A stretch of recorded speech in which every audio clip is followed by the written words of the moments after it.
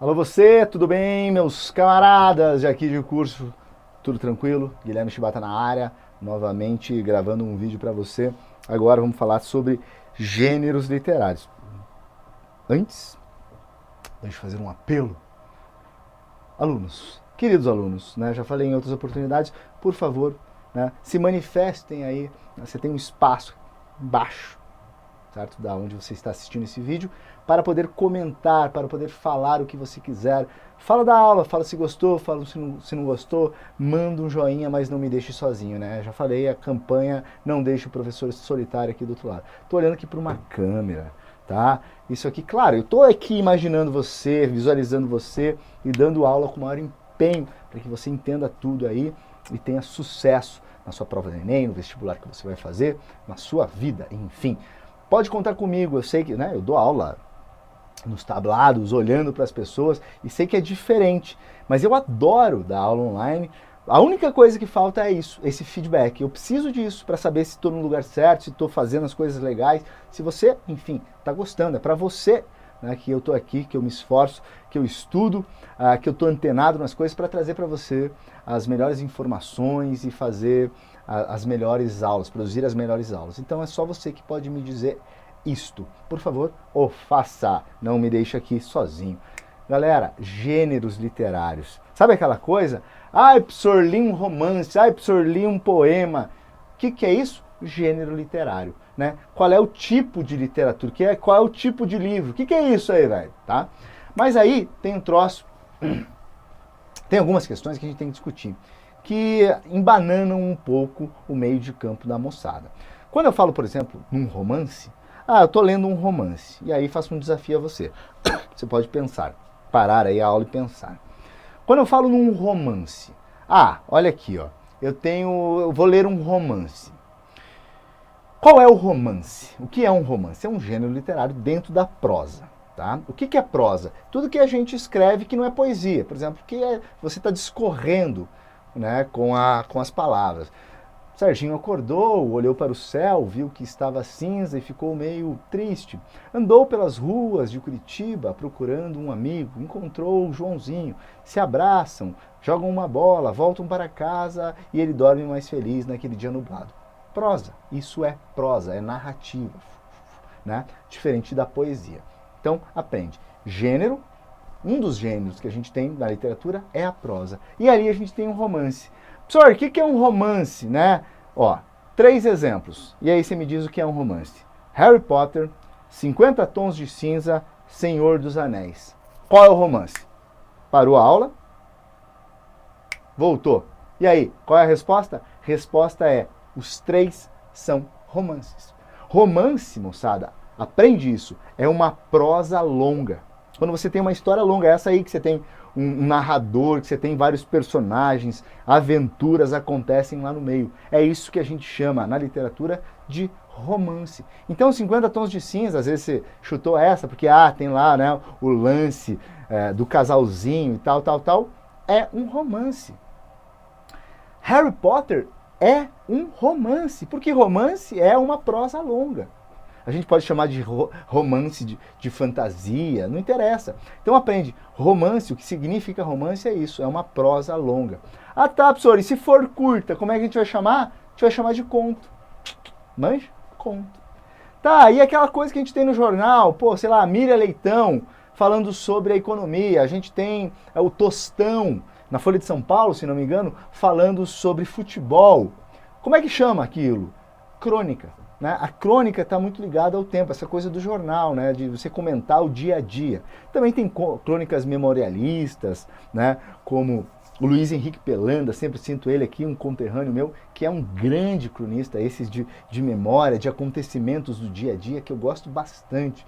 E aí a gente tem um time enorme de cronistas muito feras no Brasil, Vinícius de Moraes, Carlos Drummond de Andrade, Nelson Rodrigues, né, falou muito sobre futebol, mas falava também sobre crime, falava sobre tudo, aquele gênio da nossa literatura. Então, a crônica também é um gênero dentro da prosa, tá? Tá dentro da prosa.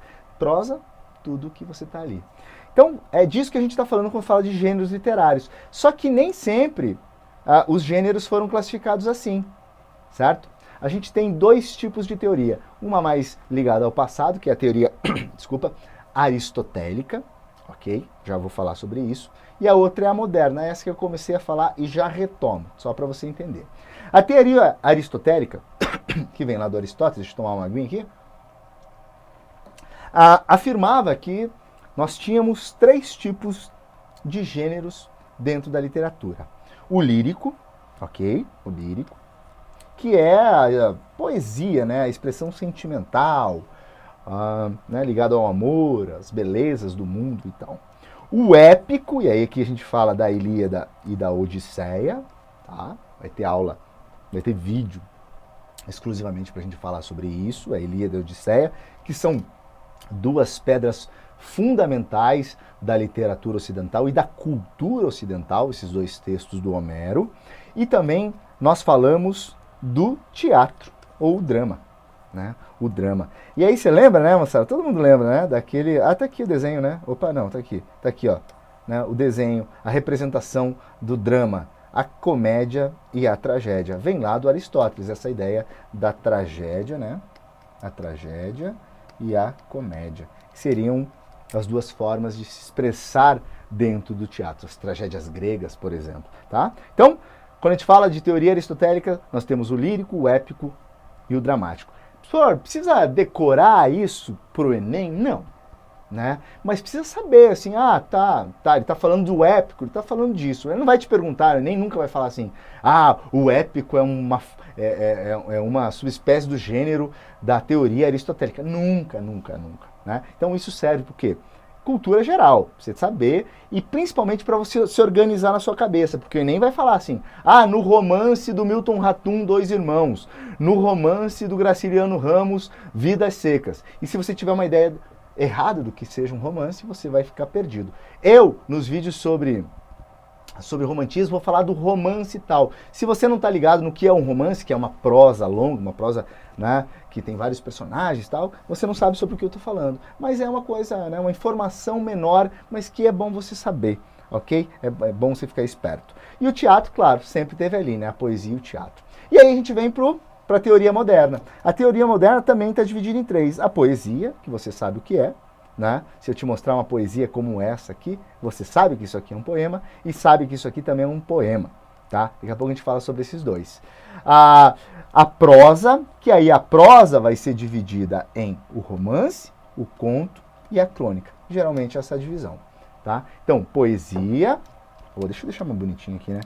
Poesia, a prosa e o drama, igualmente, né? A tragédia e a comédia dos palcos. Legal? É isso, a informação é essa. Agora eu quero falar um pouquinho mais sobre a poesia, para a gente começar a pincelar alguns detalhes. Ó, a poesia está muito atrelada à canção, a questão da canção, né? Ela vem dessa tradição oral. E sempre que a gente vai falar sobre poesia, a gente vai lembrar que ela pode ter, assim, né, esse verso preso, esse verso ligado às rimas, ou pode ter o verso livre. E aqui eu trago, só para a gente fechar a aula, né, e o vídeo, uma distinção entre isso. Soneto com rima, tá? Aqui o Luiz Vaz de Camões, do classicismo português, o grande poeta do classicismo português e do mundo, né? Mudam-se os tempos, mudam-se as vontades, muda-se o ser, muda-se a confiança, todo mundo é composto de mudança, tomando sempre novas qualidades. Continuamente vemos novidades, diferentes em tudo da esperança. Do mal ficam as mágoas na lembrança e do bem, se algum houve, as saudades. Veja como o cara está se lamentando, né? O tempo muda, as coisas mudam e no final dá tudo errado. O tempo cobre o chão de verde manto, que já coberto foi de neve fria, e em mim converte em choro doce canto. E afora este mudar-se a cada dia, outra mudança faz de maior espanto, que não se muda já como soía. Primeira coisa que eu quero reparar aqui para a gente começar a falar de poesia isso aqui é um soneto, certo? O que caracteriza um soneto, moçada? Essa estrutura fixa, ela não muda, né? De 4 versos, 3 versos e 3 versos, tá? Professor, o que é um verso? Nossa, vamos trabalhar essas coisas bem importantes, que eu sei que são bem básicas, mas às vezes o cara não sabe. Isso aqui é um verso, é a linha, tá? Isso aqui é um verso. Isso aqui, o encadeamento de 4 versos é o que a gente chama de estrofe. Professor, que letra bonita, hein? Tá? Deu para entender? Verso é linha, a estrofe é o conjunto de versos. Tranquilo. Um soneto se caracteriza por essa forma. 4, 4, 3, 3. Primeira estrofe com 4 versos, segunda com 4, terceira estrofe com 3 e a quarta com 3 versos. Tá? Professor, e a rima? Ela é sempre fixa? Não, a rima muda. Mas a gente consegue perceber aqui, ó. Vontades eu chamei de rima A, tá? Vontades rima com o quê? Com qualidades, também chamei de A.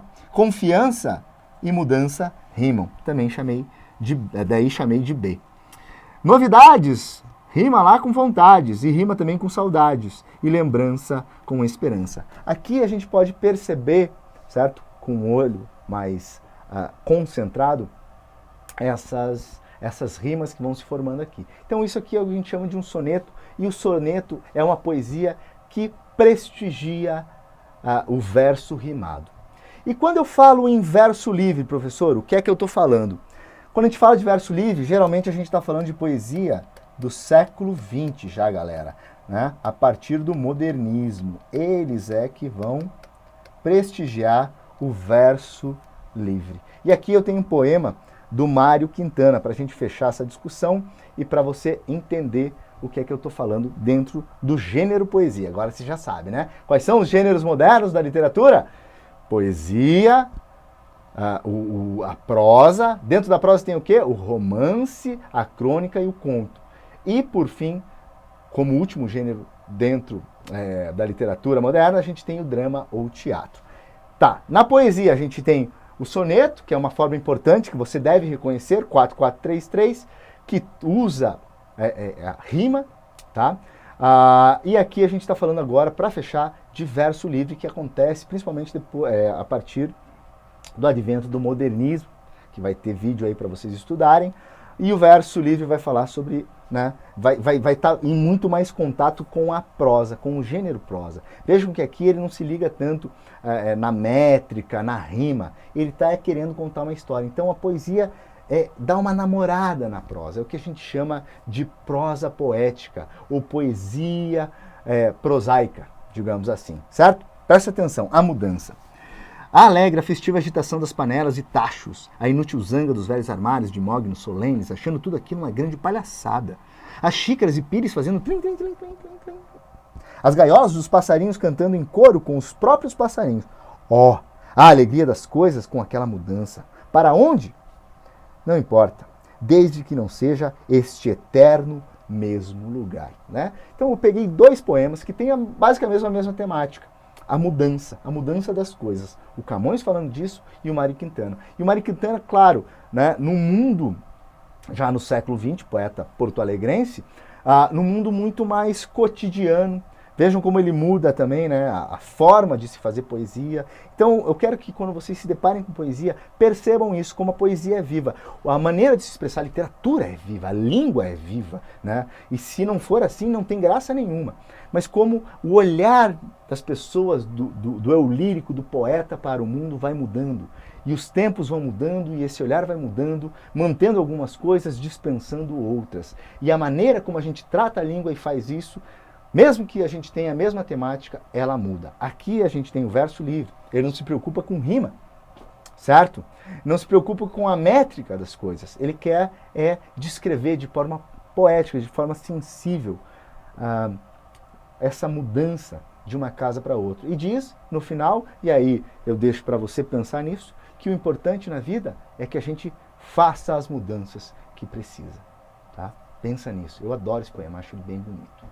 Me despeço por aqui, curte a aula aí, comenta e a gente se fala em seguida. Grande abraço para